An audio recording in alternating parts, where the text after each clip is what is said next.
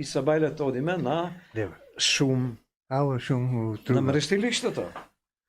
И беше самочувар од таму, кај да фаќаме тука. Имаше една бетонско како прак, правоаголно, Петре стои на едниот ќош и ја на другиот.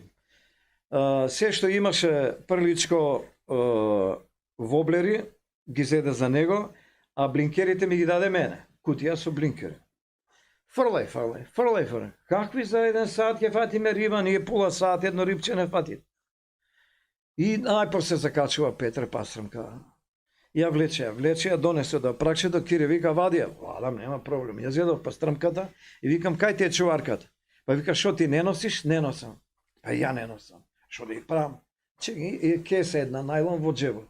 Ја земам пастрамката, ставам во кесата, ама шо да ја правам, сега треба да пецам јас. И ја ставам на пракчето. Пракчето е толку широко, колку ова. 30 сантима.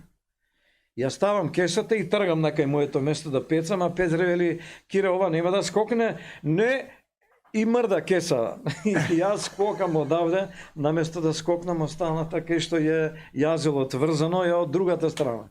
Како стиснав, па стрмкава назад. Бре, мислам дека Петре остаре 1 година со мене. Дојде директорот на тоа, шо правите? Остај, рече, Кире, шо ми направил она. И вика, ај се, ака, најстрого е забрането овој период се мрести пастрамката.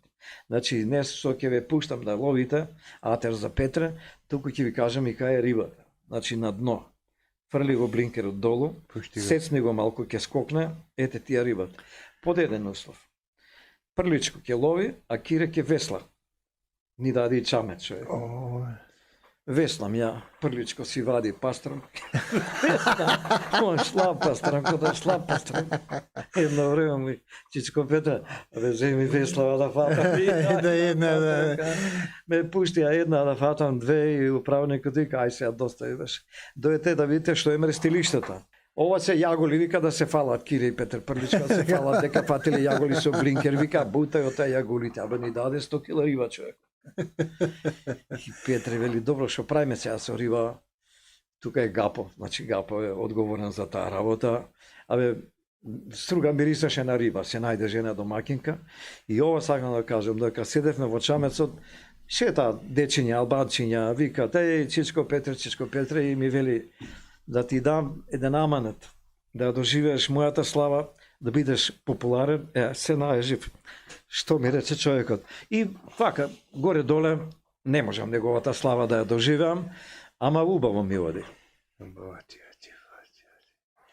Ајде малко емоциите ќе ги спласнеме.